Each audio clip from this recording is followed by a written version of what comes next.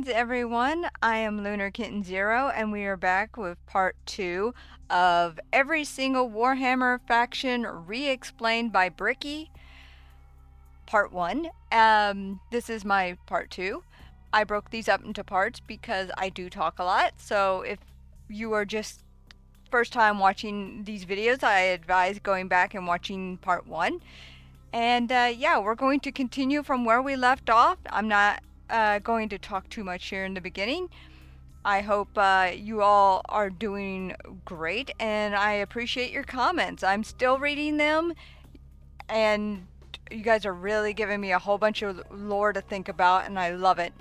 But yeah, let's go ahead and hop right on in. I believe we had just finished the Necrons, and we should be heading according to the timeline here. Looks like we're going to learn about chaos. Beings were always there and were just emboldened by the carnage of the galaxy, we can only speculate at. At a time, you could say it was more calm. But a certain faction's galactic war in heaven didn't do it any favors. Now the warp is turbulent, and its realms belong to a pantheon of gods known simply as Oh, okay, so the chaos gods. Okay, I'm gonna see if I can remember them. There was Khorne, Z dude, I can't say his name, and the Rot Man, as I call him. I forgot what his name is. He'll probably say it here, but what I remember from what we've seen so far is they had their own area within the warp, and I believe Khorne is about war. The Z guy is about deceiving and something else, I forget. And then, of course, the right guy is all about decay, I assume, and something else. I'm sure he'll clear it up, but I do remember them, yes. The forces of chaos are beings that serve directly under their patron deity. There are 4 current gods of chaos. Oh, right, there is 4. Khorne, Tzeentch, Nurgle, and Tzeentch. Nurgle, Each of them represent various facets of and emotions of sentient species and play a great game against one another for total control over their realms. Interestingly enough, while their disciples have physical forms we can understand, the chaos gods do not have a physical visual that you can perceive in reality. So while there are tons of fantastic Oh, okay, so he'll probably explain it here, but I know in the one video I had thought, because of, as you can see there behind him, all this artwork and you know, concept of what these gods look like, I took Tzeentch to be female, which turns out Tzeentch is everything and not just one thing. But like I said before, I will probably continue to reference Tzeentch as a female because that's the artwork I've seen, and it just makes it a little bit easier for me. Yeah, so I'm getting distracted. Like this this artwork, oh my god, it sort of reminds me of V Rising. There's a section where you go into this fog, swampy area, and you get these mutated creatures, and some of them are like bloated, and they're just coming after you, and it's creepy, and it's just awesome at the same time. And I kind of get a feel of that from this. But let's see what let's continue. I won't ramble too much here. fan art, we do not know what they truly look like, though they are conveniently color-coded. Khorne is the god of blood and murder, carnage and slaughter. He is the one who is most powered by the wholesale killing of any living thing, for Khorne cares not from where the blood flows. With a sacred number of 8, he is the lord of all things involving killing and blood and gore. The champions... Did he just say, I'm going to back this up a bit, but did he just say the sacred number of 8? What was that? I want to understand. Let's back up just a little. Blood and gore. The champions are extremely strong as well, with monumental I don't think I went back far enough. muscles and Hold on. Let's back up a little bit more.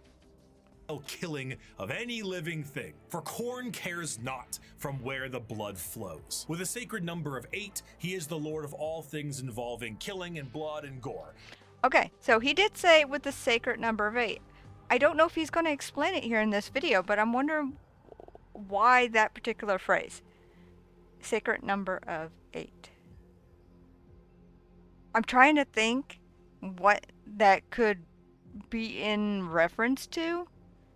And of course, my knowledge so far is still babyish, so I don't really have anything I can think of that we've heard so far that would explain that. The worst part is I'm saying it and my brain is pulling from somewhere else the only reference it could come up with, which has nothing to do with Warhammer. I'm thinking of a very old movie called The Postman, where they got branded with the 8 on them, which is completely different. It's nothing to do with Warhammer. Doesn't even, it's just because my brain goes, oh, you need the number 8? This is all I got for you, Chief. This right here. But, okay. I want to know why the sacred number of 8. And also, that monster. Oh my god. It sort of looks like one of those dinosaurs with the gills that, or the fins that come up and they spit poison, but as a dog. And that is, okay, that is something. Oh, classic demon there. I used to draw those in Catholic school. Yes, I went to Catholic school. Let's just say the nuns did not appreciate that very much. But we'll continue. The champions are extremely strong as well, with monumental muscles and extremely large weapons. A true analog to Khorne would be his greater demon, the Bloodthirster, an enormous muscle-bound flying devil with an axe so large it splits tanks in a single swing. Okay, this thing splits tanks in a single swing. Wow. Oh my, look how little compared to this thing. Also, a skull held between its horns with even decay. You know, he was not going to leave the house until he looked just right, you know. That, actually, the way that axe looks and everything, I'm thinking now Warrior from Final Fantasy 14 because their weapons look like this. But, so this was one of his guys, his very big guy, okay. They move into battle with armor of brass adorned by the skulls of their foes and pools of freshly spilt blood. This may appear to be quite frightening, of course. Demonic, one might say. But in the... Okay, before he continues, now that symbol in the skull makes sense. Is this the symbol for Khorne? He didn't say it, but since I'm seeing it here and I saw it on the previous, I'm going to assume that this is the mark of this god.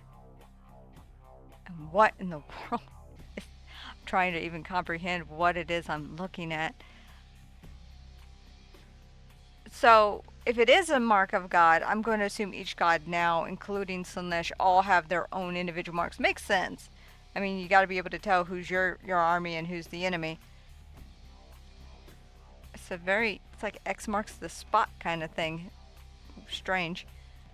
World of chaos, all emotions feed one of these gods in one way or another. If you were to define Khorne with single words, you would use blood, carnage, murder, skulls. But you'd be missing out on important ones like strength, honor, prowess, courage, and skill. Khorne is not just about the wholesale slaughter of people. He is about the honor and power of martial combat. The true strength there is in besting someone in physical strength and skill. Of course, a murderer would be someone who would feed Khorne, but a soldier could feed Khorne. A martial artist or professional fighter could feed Khorne. A warrior, good or bad, feeds Khorne.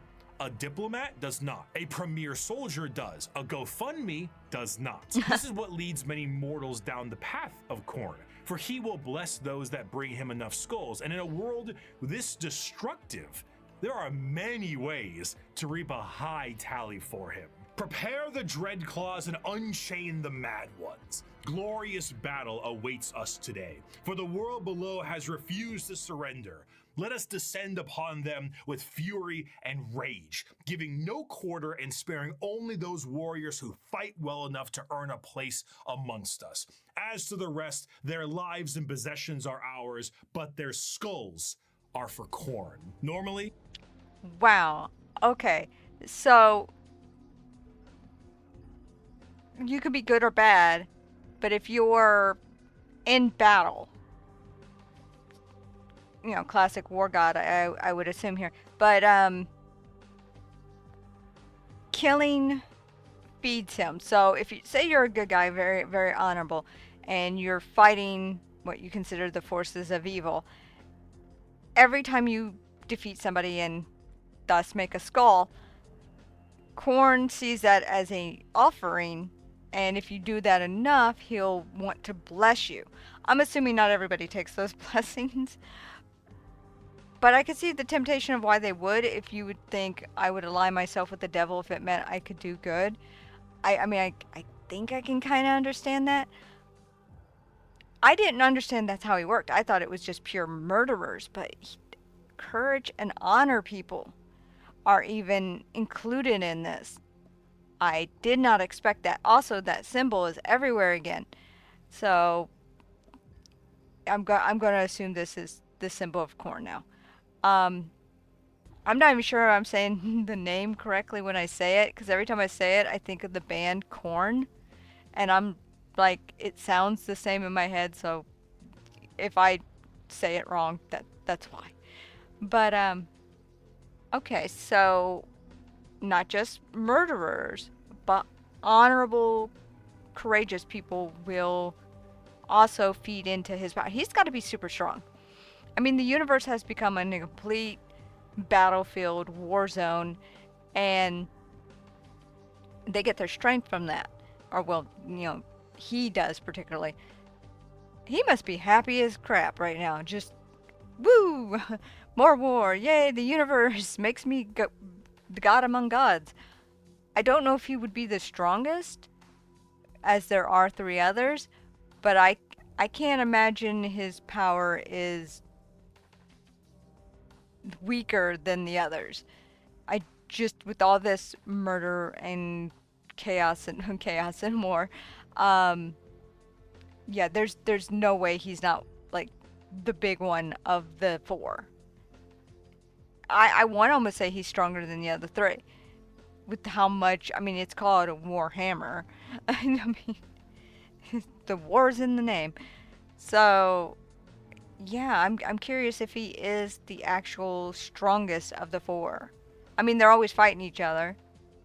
And I mean, he probably doesn't want to 100% win, because then if he wins, then there will be nobody left to fight a war, and then wouldn't his power decrease? So at the end of the day, you kind of want people alive to continuously pop out kids, or just make people, or create people, or whatever, to continue fighting so that you maintain your power, and I'm assuming also existence.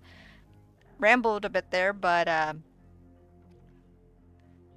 it's just, I really didn't expect that it goes beyond murder, even to honor and courage on the battlefield. Huh. Alright, let's continue. If I ever want to explain Khorne, I just kind of show him this clip. I'd never stab you in the back, Shepard. Warriors like you and me, straight to the face. Moving on, Tzeentch. Okay.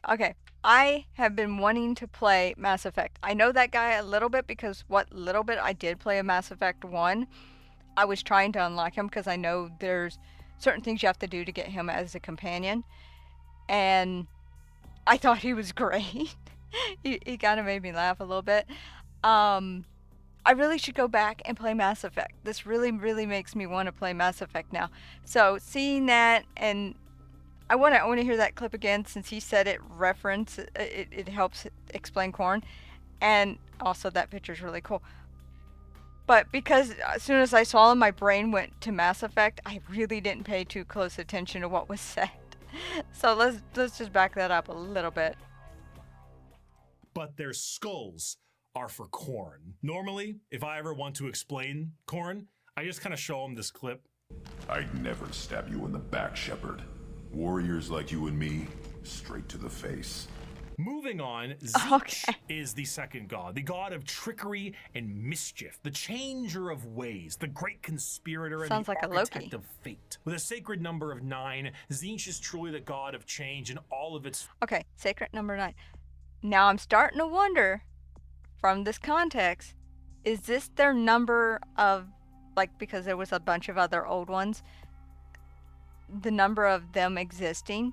So you got Khorne at 8, Tzeentch here at 9, so Nurgle would be 10, and Slaanesh would be 11. That's what I'm going to guess. I'm not sure how the number system came about, but I'm going to go with just the order of this is how they appeared when they came into existence. Forms, but there is an obvious undercurrent of mischief and cunning. Tzeentch is such a liar that his pants have gone thermonuclear. Oh my god. Oh! His favorite pastime is asking questions that have no answers while simultaneously making up answers on the spot to a question he didn't ask. Have you ever had a dream that you want? So basically, he's my brain when it's confused and getting things all mixed up, which is like all the time. All right. You could do so. You want him to do you so much you could do anything. Yeah, I'm pretty sure that's my a brain. Conniving little bastard that every emotion of lying, of scheming, of trickery is a direct way to help feed him. An unfaithful partner, a politician, a spy. All these people feed Tzeentch in one way or another, and it doesn't matter if the intentions are good. Acceptance does not feed Tzeentch. Change does. Tzeentch doesn't care about your facts. He only wants opinions. Because he represents change, he also represents hope, though. Schemes are not always bad, and even the hope to make a better tomorrow is the change he seeks. Just, again, I like to pause whenever I see artwork that just really gets my attention.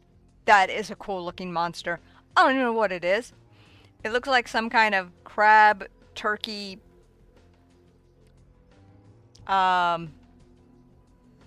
spider. That is cool. It feels like the person who drew this was just doing some kind of doodle and then was just like, you know what, monster. Oh, it's even on the, look, there's like eyes on the, oh, okay. The coloring is also really nice. You got that lighter color here in the front and it fades into the dark. I love that. I'm just so distracted by the teeth. They're kind of feathery, but they're sharp, and you got real sharp ones back here. I just realized this is a double mouth. Oh, you got like a nose here, almost kind of skull-like. But we'll continue. Because he is the architect of fate and the mastery of sorcery, his presence is purely unknowable. Every depiction of a Tzeentchian demon contains more eyes than are necessary and more mouths than I know what to do with. It is a biblically accurate angel if the angel gaslit you into thinking birds are government drones. But are they? The creatures at his disposal adorn themselves with the knowledge of sorceries and the unknown, all to provide a... So wait. Does he actually have bird things like this that attack? I mean, I know it's supposed to be like demons and stuff. I just didn't think creepy lizard birds. Magic wielding mage birds. I'm trying to even process that. With many eyes and many mouths and... Okay. I'm kind of lost for words on that, because out of the monsters that I thought I would see, a bird creature that looked like this was not on the list. And it even has like a humanoid shape and It's probably actually sentient, so it has a bit of a brain. Bird brain, but it's brain nonetheless. Oh, just okay. Z-Man got birds. All right. Mind-crushing experience. Fighting demons from outside of our reality is difficult enough, but fighting demons from unreality, purposely attempting to trick you, is a whole new thing entirely. And that is before we even get started on the gigantic bird of sorcery you're going to need to face. Do not ask which creature screams in the night. Do not question who waits for you in the shadow. It is my cry that wakes you in the night, and my body that crouches in the shadow. I am Tzeentch, and you are the puppet that dances to my tune. Third of the Chaos Gods is the one... Okay, because we're about to go into the last one here.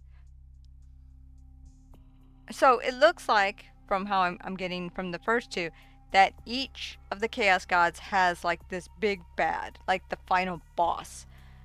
Their general, whatever you want to call them, that is not something you want to fight, but you'll probably have to fight it. If it was like in a video game, it would be like, before getting to the god, this would be the final boss before you face a god. And his is a bird. It sounds like it wouldn't be scary, like, oh, it's a bird. No. I've seen how big some birds can get and how mean they can get. No. Have a humanoid, probably 10 feet tall, two-headed bird that looks like that and is apparently got the muscles to back it up. I don't know which one's more scary, that bird or that gigantic demon. The demon, I'm just kind of like, dude, that's cool. Look at all the skulls on you. The bird, I'm just like, I'm not comfortable with that. I'd rather go fight the demon. Alright, let's find out what Nurgle here is going to bring. Stomach on a... Wait, a mouth on a stomach. Okay. Nurgle, I have a feeling Nurgle is really going to bring unpleasantry. Gross things. Of acceptance of rot and pestilence, the grandfather himself, Papa Nurgle. Nurgle is the exact opposite of Tzeentch. Where Tzeentch believes in change and hope for a future, Nurgle believes in stagnation and the end of everything. At one point or another, we will all decay. We will all rot, and we will all end. And with a sacred number of 7, every single thing... Okay, wait. One was 8. One was 9. This one's 7. That caught me off guard. I thought this would be 10. So I got the numbers wrong. So maybe Slaanesh is 10. So then I guess in ordering it would be Nurgle, Khorne, and then Tzeentch. If I'm saying that name right. Because that would be 7, 8, 9. Still don't understand why they're numbered this way. And why they're numbered to begin with, other than, like I said, due to existence. I'm sure you guys will leave it in the comment section and explain that number system to me. But for right now, what I know, I'm just going to go with that's my guess of the number thing. And I caught him on such a face. Sorry, Bricky. Let's continue. Pestilence, boil, and everything in between comes under the great shadow and girth of Nurgle himself. For Nurgle, the plight of mortals is his fear and wine. And no matter how solid life might be, everything will decay in the end. In the creation of life, there must be an end to that life. And nobody has more creations to end lives than Grandfather Nurgle himself. Every boil, every blemish, every pus-filled wound and disease, every rot and every plague is kept and concocted by Nurgle. This, humorously, keeps Nurgle as a jovial god. He is... Wait. I was about to comment on the fact that he creates plagues and stuff, which makes sense. He's got a rot. Did not expect the dancing Nurgle. Is that a thing? Dancing Nurgle? So Nurgle's the happy one?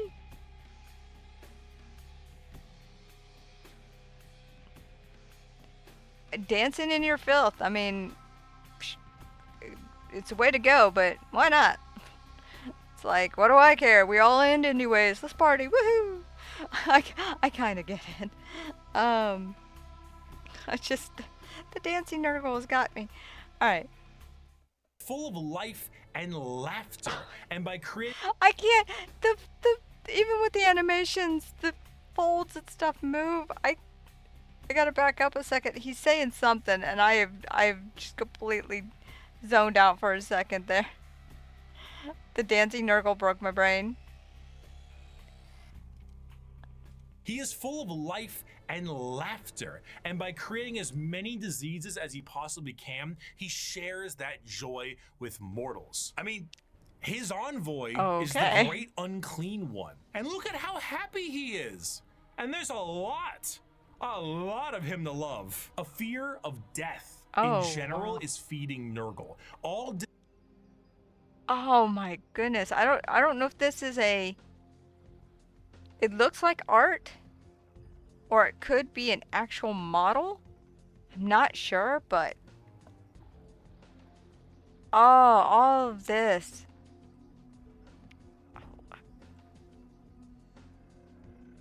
It's just, my brain is just comprehending. It's incredible. I actually really, really like it, especially the sword. The sword is just really cool.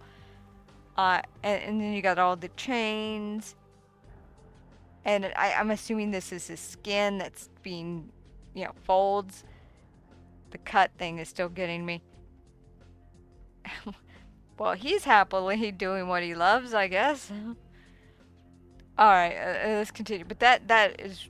I don't know if this is art or a figure or what, but I really like it. Especially with the coloring and the trees and stuff. It really forces your eye to look right at the middle, but also pulls you up to look at the... Well, for me, shiny! I really like this. This is really nice. Disease makes him stronger, but to pray for salvation for a wounded loved one is to feed Nurgle. The timeless and inevitable fear that one day you will rot and decay is what gives him strengths. The Peloton won't feed Nurgle. Licking the doorknob on a public bathroom certainly does. However, should you embrace your grandfather's gifts, you may find an end to your pain. Maybe. All mortal followers of the Chaos Gods found themselves there in one way or another. I hope he explains the number system. Also, I'm assuming they call him grandfather because he's the oldest out of them now, because since it's number 7. This armor is just really good. I love the look of this. I started to think Sith Lord or some type of Dark Knight, and I really... I'm distracted. But that's really cool. This is not bad. This very... Now I understand why this is the mage, because it really has a strong mage feel. This is like tank DPS, mage, and Nurgle in the middle is that guy in the party that will contribute, but probably accidentally on purpose do friendly fire with poisons, with their support. Like, I'm through the poison. You got all of us and the monster. I still got the monster. But, yeah, so the grandfather. That's still in my head. I'm gonna assume it's because he's number 7. Either through the direct worship or the slow corrupting of their souls. But those that take Nurgle's gifts and embrace the decay of their bodies may end up being chosen among his few as a faithful servant. In doing so, you will be free of the pain caused by Nurgle's ailments, and you may even find yourself just as jovial and happy as he is. Oh my god. Maybe. His enemies shall wither and die. His allies shall wither and die. The universe and all within it shall wither and die. And when the great corruption has settled over the land and permeated the very foundations of reality itself, then shall the Lord of all rise from the rot and ruin, spread his arms wide to reclaim all of his dutiful children. Those were the three major chaos Oh. gods for a very long time, emboldened by war and death on a galactic scale, ever present, but now fat on the suffering of a galaxy. Until One they got a race, sibling they for didn't a want. while, was able to elude the pull of chaos, an advanced race of psychically attuned aliens whose master over the physical world was so strong that chaos could not glean from them the morsels of power they once had, or so they couldn't. Not for a long while. 60 million years ago, in an attempt to combat the Necrons in Catan, the Old Ones made a new species. One with innate power in this the must warp be the and the Eldar. ability to harness it with a mastery that was unseen by so many others. A mastery so powerful, the Necrons retreated to sleep in order to wait it out. It was no longer a galaxy to be ruled by them, but instead begin the age of the The Eldar. I knew it. Also, The Eldar are colorful armor. Again, this picture from before. Just, if I saw that in a battlefield, I would be very, very confused. I mean, it looks interesting, but yeah, I'd be like, why is my enemy dressed like that? What do they know that I don't know? Why are they enjoying this? But yeah, so okay, yeah, the Eldar. We're gonna learn about the Eldar. a race of pointed-eared humanoids that are all psychically attuned to the warp. If we're being meta here, these are space elves, and these elves ruled the galaxy in the time the Necrons went to sleep and humanity began to rise. The Eldar's empire was galaxy-wide and lasted for longer than any other galactic power that we know of. Their understanding of all things was exceptional. With every single one of them being psychers, they had the ability to master the warp and use. So they were psychers, and okay, I think we knew that because they create the webway. I'm just, again, have to stop every time I see really beautiful art. I love this. Oh, now this one really makes me happy because, first of all, that armor is just awesome, especially with the cloth. But the lightning, oh, that's excellent. The brightness, and then you got kind of like a bit of a dark here in the middle, and then it's got this light from behind, which could be from battle, could be an explosion, could be the sun. Probably not. This looks like a very dark planet. This is actually pretty cool. The detail in this too. All of this is really nice. Again, I have to say it. Warhammer art is just beautiful. It is just awesome to look at it. It is so well done and so creative because every time I've seen this, the armor, even though it has a familiar feel, you can always see the difference in style. Like every artist sometimes gives the armor a little bit of their own flair, and you can kind of see it. And I don't know how much of this is 100% lore accurate armor, but I really love the cloth. It really gives Space Mage kind of vibe, and I like that. Oh, he's even holding a staff. Yeah, definitely wizard. Elvish wizard that's just gonna mess you up. Use it to their advantage. See, being a psyker is basically like being a wizard, or I guess in this case it's more of a sorcerer, He even since said you are born with the gifts as opposed to learning them. In order to utilize your psychic abilities, however, you must then reach into the other dimension, into the warp, into hell for that power. So if you were to say, cast Fireball, your mind would reach into the warp, gather the strength to rewrite reality, to then cast Fireball. Now, you might think to yourself, doesn't that mean if you are opening up a power to the warp, you may create a lot of risk to yourself because of all the horrible things we just talked about in the warp? Yeah. Yes. However, in Warhammer 40k, willpower is a real, tangible thing, in the sense that in its own right, it can be weaponized. Being strong of will means being strong of soul, and being strong of soul means you can resist the pull of the warp that much more. Okay, so that's interesting. So how they stop from getting what happens to, I believe it was, I heard before in the videos, humanity, where their scythers became, according to comments who were helping me understand it, they became possessed or taken over by the demons that either controlled them or literally just ripped right through them and said, I am here in this world. They can resist that with sheer willpower. And the closest thing I can put my finger on that makes me think of this is when my friends were explaining to me how Green Lantern works.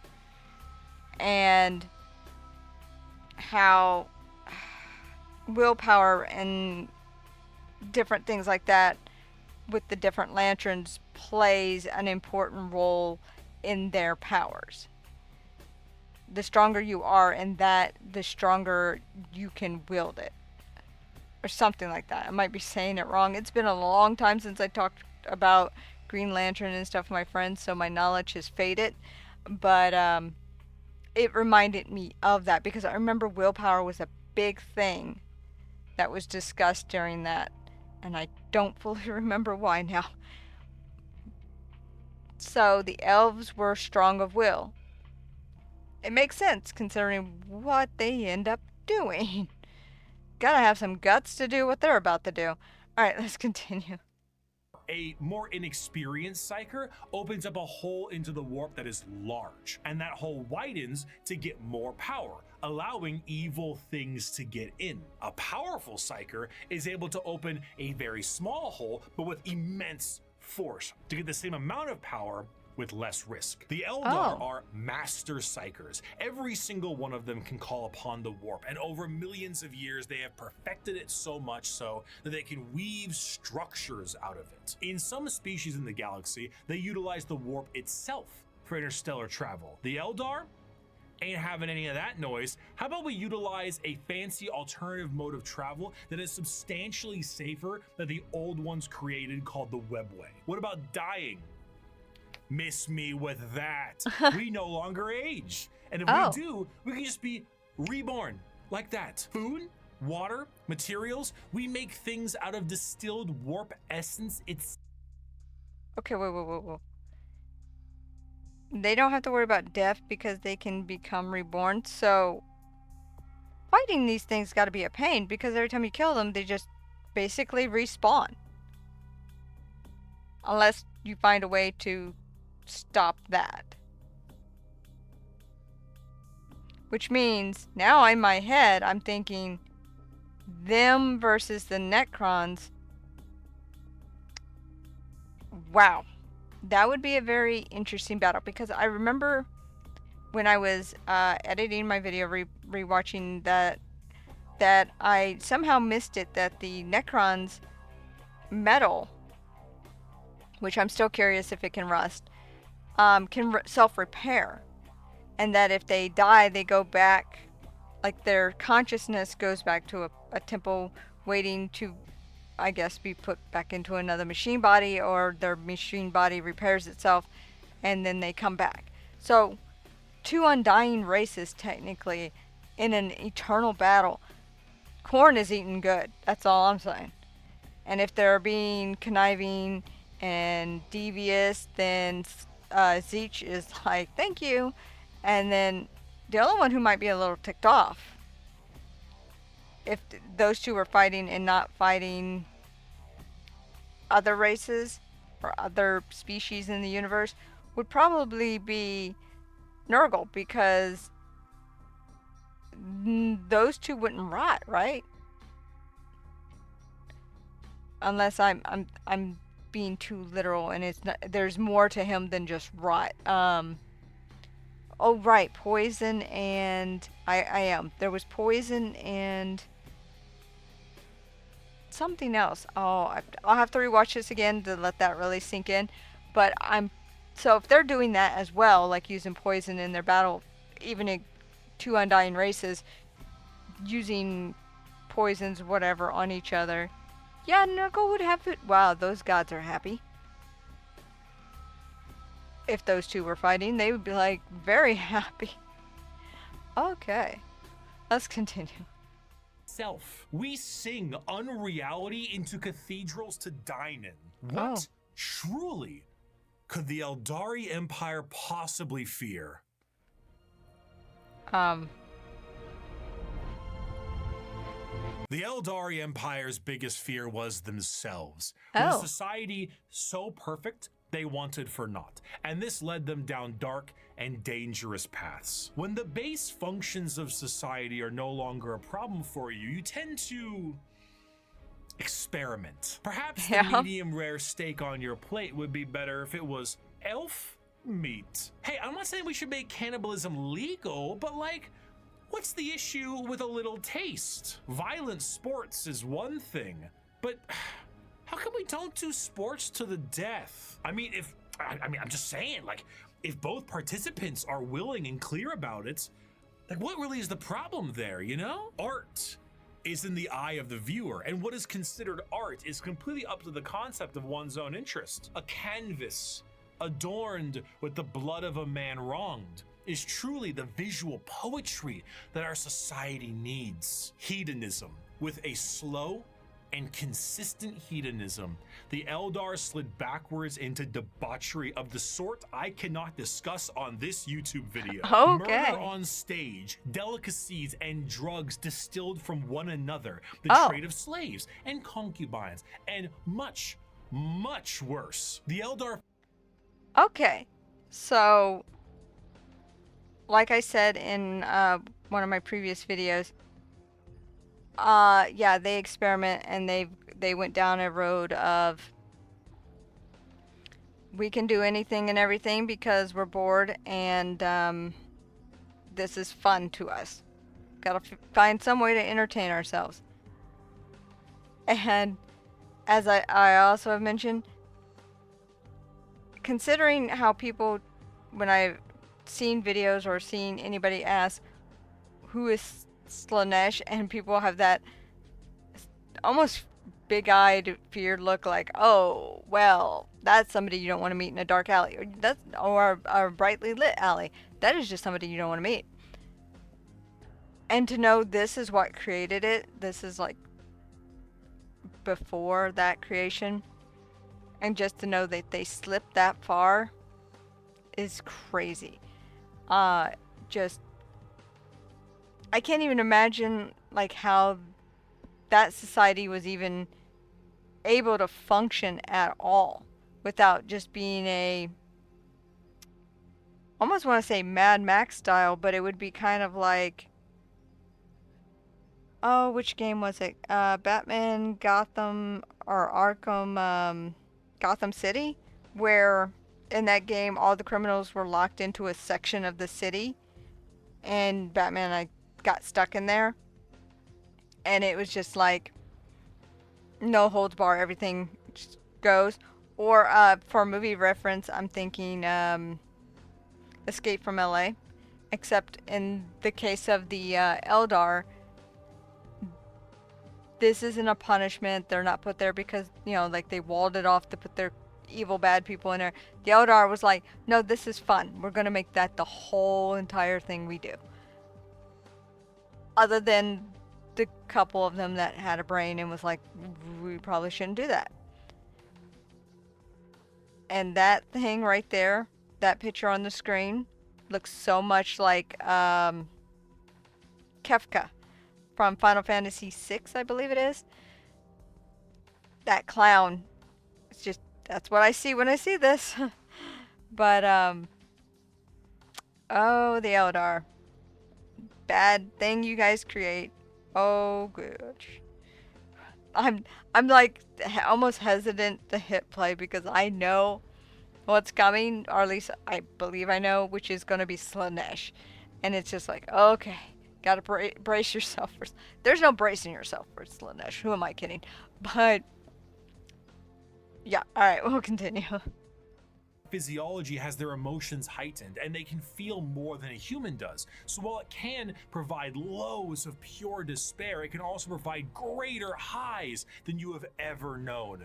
And swinging between the two of them was the Eldar game. The Warp took notice of this heavily, and it began to react. On a galactic scale, the debauchery and the hedonism of the Eldar race caused levels of warp storm so pronounced and so volatile that it cut off interstellar travel for all those who used it. Communications between planets was removed, and a nightmarish era of old night began. This continued for thousands of years, hundreds of thousands of years. The Eldar all but removed from the problems being caused as they entered heights of more and more ecstasy. Hold on.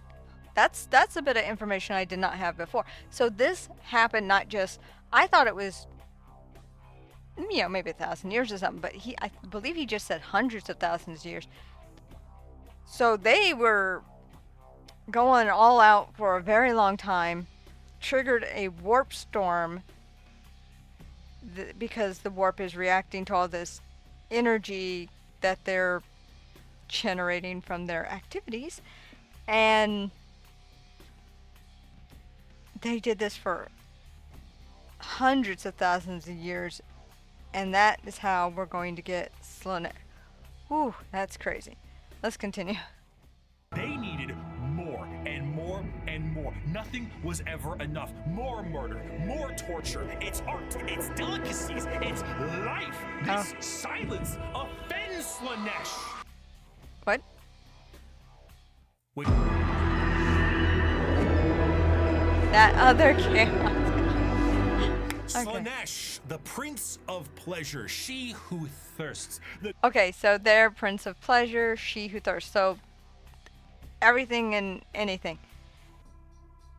That artwork. Oh my god. It's crazy and it's wild, and the imagination that goes into creating that, mind-boggling actually. But and I just realized it's smoking out of the, okay. Anyways, we'll continue. The god of unspeakable excess is our fourth chaos god, with the sacred number of 6 adorning their title. 6? Slaanesh? Okay, why is the numbers going backwards? I would assumed Slaanesh would have been 10 or a number higher. Or maybe it's their ranking of, I've kicked so much butt and I have so many followers that this is where I am. I am guessing 100% on this number thing. Probably overly thinking it. It's probably something so simple. But I'm surprised. I didn't think this number would be lower than Nurgle.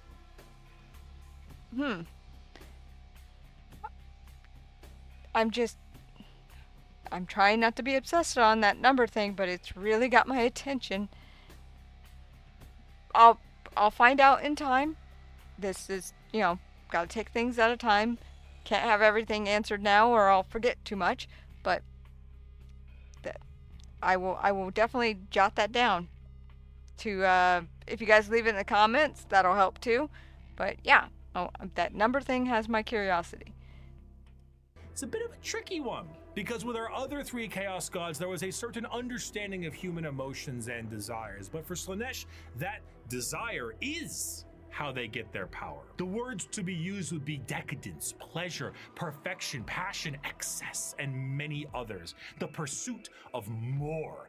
The want to do more, experience more, become more. That's what gives Slaanesh their gifts. A lot of people believe that Slaanesh is something that originates with sex, specifically.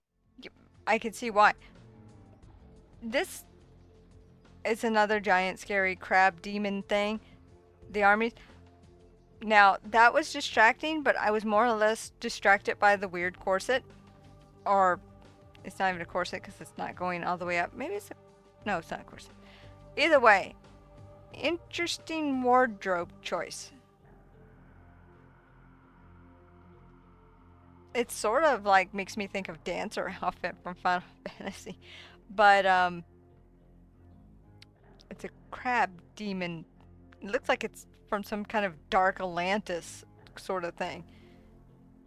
Slaanesh, you definitely weird. That's probably putting it super mildly, but the sword's awesome. Alright, let's find out more about Slaanesh. And it makes sense why they assumed that. The visuals of Slaanesh patrons are all very lithe and sexual, but they are also intentionally androgynous to appear attractive to a variety of intrigues. However, to think that Slaanesh specifically derives from sex would be mistaken. While it is true that a lot of humanity's actions can relate to getting laid, and Slaanesh is the dark prince of desire, it's more on the lines of feeling an excess of an emotion. It is excessive touch and scent and desire, and a lot of that has to do with sex. That's why it looks like sex, but it's more than just that. A patron of the arts may feed Slaanesh, one that aspires to become the perfect chef or master of their craft, and the sheer pursuit of that alone will feed Slaanesh. Whiplash is Slaanesh's absolute favorite film. Videos where people beat Elden Ring on a dance pad feed Slaanesh. There are no two words in the English language more harmful than good job. But is there a line? No, man, no. This also moves into the concept Okay. of feeling. Sensation is a majorly Slaanesh-coded thing. It might start off feeling good, but then you get to play around a little bit, you know? You play with a little bit of pain. Light pain might not be enough, so you might want more. Or inflicting the pain could be your jam. Music can increase to volumes that may hurt your ears, and even then that might not be enough. More. You must have more. Many of the disciples of Slaanesh carry a demonic form in their lithe grace. The Keeper of Secrets is his chosen envoy, and their movements are a blur of dance and pain with an aura all the more fatal. They dance and sing, but there's always a form of malice behind every act. So Slaanesh's army, basically, or, you know, fighters, he said dance and sing. It's like they're coming at you with a musical. I would be so conflicted on the battlefield. I'd be like, no, wait, I want you to finish the song first before you kill me. No, finish your song. I need to hear the rest of this song. Especially if it's a really good song. Now I'm picturing all the different songs you would hear on the field, because they're everything. So you would have something like pop music all the way up to some death metal playing. Or mixed into one song, which that actually would probably be crazy. But interesting. I'm just picturing that with these outfits and crab hands. That definitely would confuse the crap out of your enemy. It's just like, what is that? I think that's how you could probably sum up Slaanesh. What is that? Alright, let's continue. Action they take, an alluring gaze that will pull you in right before the demonic entity can crush you in that grip. Slaanesh's palace has 6 layers surrounding it, and one of them is the excess of gluttony, where the participant finds themselves in a beautiful banquet full of the most delicious foods imaginable. Tables of delicacies and rivers of wine tempt the user to such a degree that they cannot stop stuffing their face, unaware that the things they are eating are very vaguely familiar meat. If one does not see themselves drowning in the river of wine, they may soon fill their bodies up so much that they cease to function and fall over, becoming part of the banquet themselves. Wow. That is one of these 6 layers of Slaanesh's palace. This was the ecstasy that the Eldar civilization indulged in for millennia, and did so at a monumental scale that they created a god from it. Find pleasure in every moment,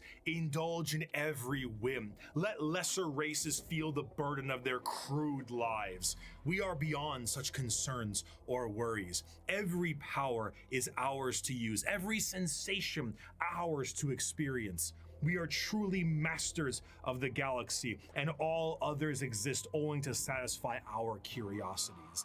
We have earned our position of power. Let us forever taste the fruits of such achievement. Time itself is ours to command. We are eternal.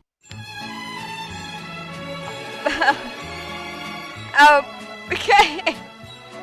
That's funny. With the birth of Slaanesh, the Oh my Eldari gosh. Empire ceased to be. Yeah, I'm a not surprised. catastrophic event so horrible that the warp ripped a hole permanently in our reality. A fissure. That's new.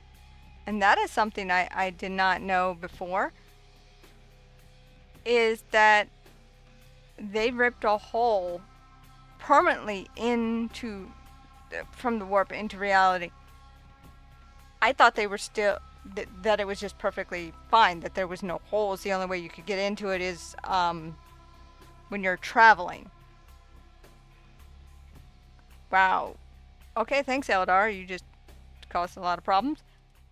Forever known as the Eye of Terror. With the sudden inhalation of this god's largest breath, the Eldari souls are a currency to be now collected by she who thirsts. Trillions of Eldar died in an instant. Oh. Slaanesh gorging on their souls to satisfy his palate. 99.9% of their entire species died, and the rest are doomed to a fate worse than death. For Slaanesh now stakes a claim on each and every Eldar soul. From the moment they pass on, an eternity of torment awaits them. The remaining Eldar devote their entire lives to stopping this eventuality. Their dying race so devoted to saving themselves from the Dark Prince, and, in doing so, have found very creative ways.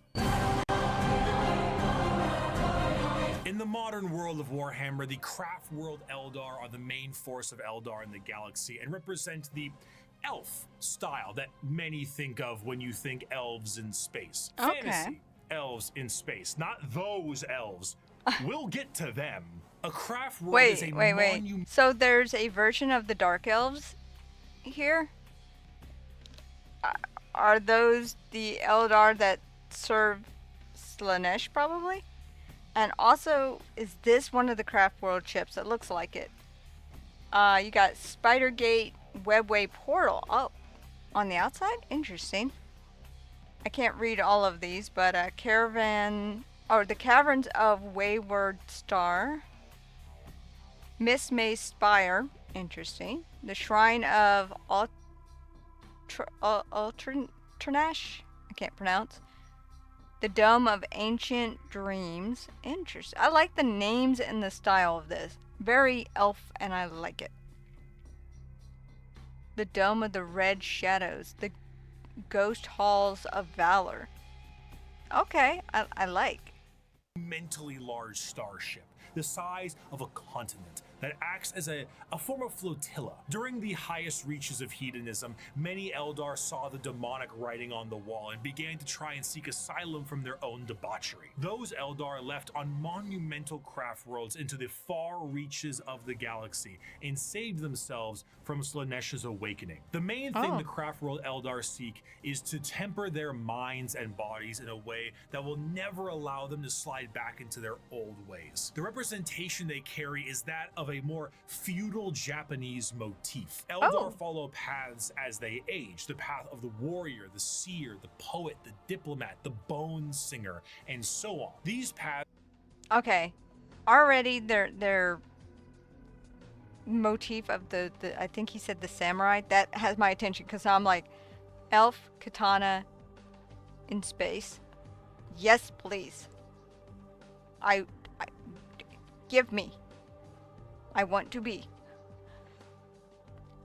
And I don't know if I got this right, but it sounds kind of like how they're split from the race. I'm going to assume when he said free from Slaanesh's birth, because they weren't there for it, that means when they die, they don't go to Slaanesh to suffer like the other ones do? Because they weren't part of the downfall of, debauchery. Let me know if I got that right, because I'm really curious if they die, if they still go to Slaanesh or not, or if it's like they're now two separate races that he evolved separate, like World of Warcraft. You got the Night Elves and the Blood Elves. They're elves, but they're two separate because of the events that happened that made them the way they are. And then there's obviously also the High Elves, and I think there's another faction now. I forgot the name of it. Not exact, what kind of an evolution thing, but circumstances make them technically they're elves, but their functionality different. And that's what I'm getting here is these Eldar are functionally different than the other Eldar because of how they live their lives, and they didn't fall into debauchery.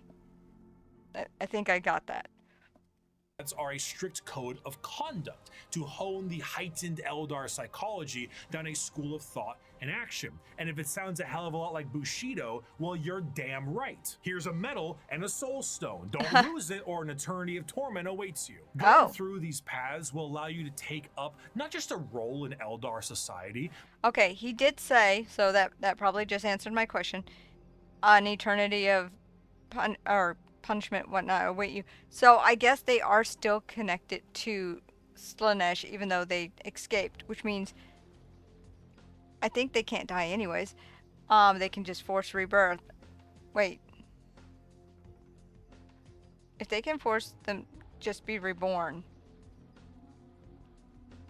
I guess Slaanesh could block that, so you couldn't let yourself be reborn. Maybe I'm thinking way too hard on that one.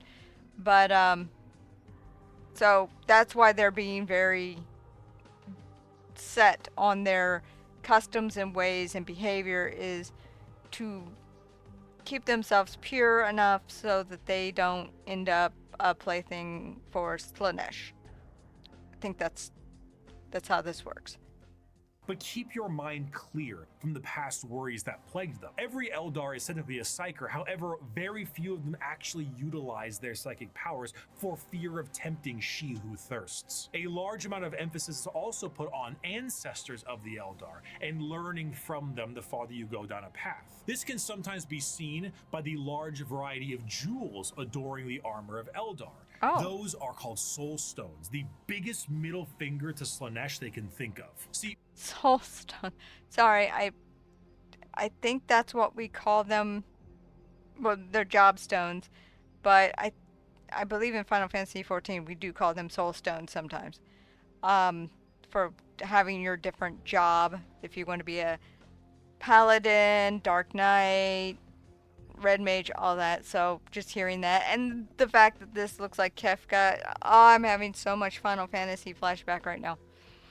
When an Eldar dies, these stones act as a backup, and instead of their souls going to Slaanesh, they are then trapped and stored in this little stone. So when the Eldar say they commune with their ancestors, they mean so very literally, as the spirit and soul of generations before them are stored here. Often larger structures may contain vast amounts of soul stones, such as the Infinity Circuit in the...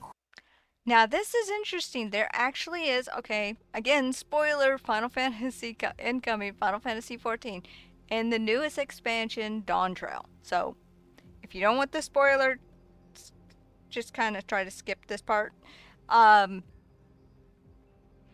In the newest one, they have these devices that they wear on these people do. There's a whole story. I'm not going to do the whole thing here. But basically, there's these group of people, they have a device on their head that when they die, it downloads, or well, before they even die, it has a copy of their conscious, of who they are. And when they die, it uploads into this Golden City-like place.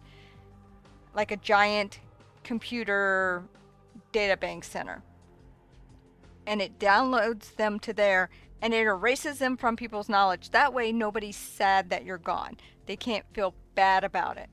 But the thing is, that is a physical data bank, which means you can actually go in there and talk and see them, these people moving around, living their lives in this digital afterlife. And this is what this sounds like. This is a place where the ancestors their soul stones are, and you can literally talk to your ancestor, which, to be honest, I'd rather live in a stone than end up in Slaanesh's plaything, so power to them for coming up with that solution. But yeah, that's what it made me think of, was that part in Final Fantasy 14. So thank you to 14, because that helps me kind of understand this a lot better, because I can use that as a reference. So it's basically a giant data bank of all their ancestors in these stones.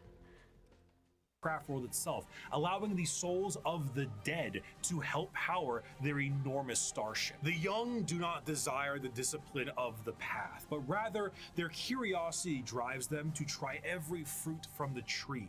Thus, it is that so many take the path of wandering or the path of damnation in their first years of adulthood.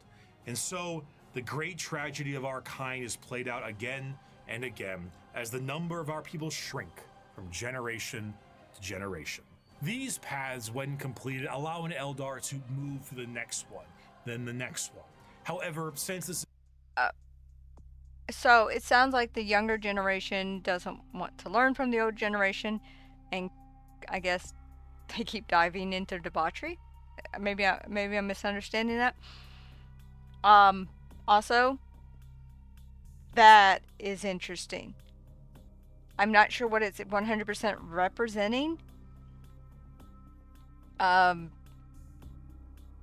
If this is a path, I don't understand it, but it's gorgeous.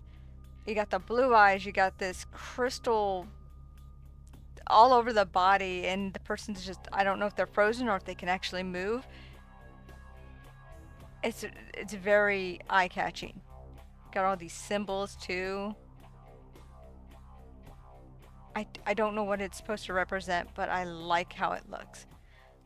is the grim darkness of the world, many of these paths rely on combat. The Eldar actually had gods at one point. Cain, Vol, Isha, Azeryan, and so on. These gods are aspects of the Eldar pantheon, and while many were killed in Slaanesh's creation, their teachings live on. For some, the strongest devotion to the Eldar gods is to join the Aspect Warriors and embody the wrath of Cain, their god of war. While guardians of the Eldar craftworlds are more akin to a trained militia, the Aspect Warriors embody a particular variant of the path. Each are led by a Phoenix Lord, a name passed down from generations and embodying the souls of prior Phoenix Lords with each new one. The Howling Banshees, led by Jane Zar, Fugin and his Fire Dragons, Baharoth and his Swooping Hawks, or Malgan Ra and his Dark Reapers. That is cool. Aspect Shrine carries with it the Eldar way of war.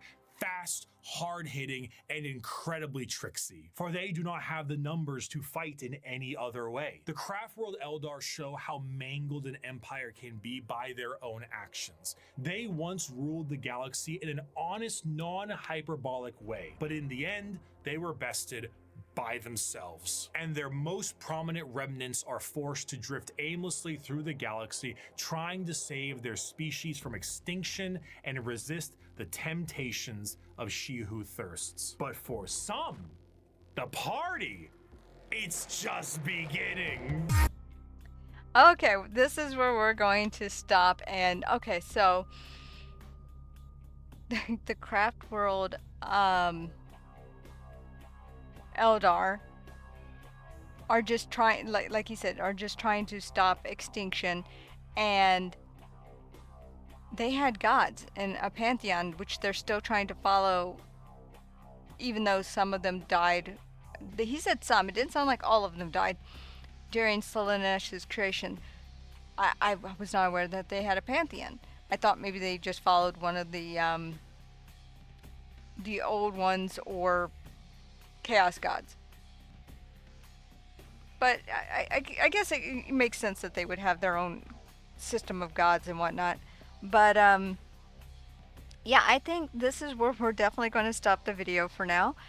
I want to say, if you made it up to this point, thank you so much for watching. You are completely awesome and you rock. Feel free to continue to leave comments, help me understand this. As I've said many times, I get things wrong, I get it confused, I overthink them, but eventually stuff will start to click as I go more and more deeper into this lore, and I start to understand where things fit together a bit better. I'm really enjoying this. I've learned so much today, from more about the Chaos Gods, particularly about the Eldar and how they definitely got wiped out, and then you got their cool, I'm sorry, it's cool, their noble way on the craft world. I like the style. I'm a sucker for the aesthetic, what can I say? And I got to see a lot of awesome artwork today, so that is awesome. I will be back, obviously, with the next parts. I hope you have enjoyed. And it is that point in the video where we say those magic words that, according to tales from ancient times, is supposed to make YouTube happy. Which is, if you like that video, leave a like and subscribe. I'm going to have a nice little break. And I might even get back to looking into more Warhammer stuff. I might even start drawing, who knows. But until next time, you all take care. Bye-bye.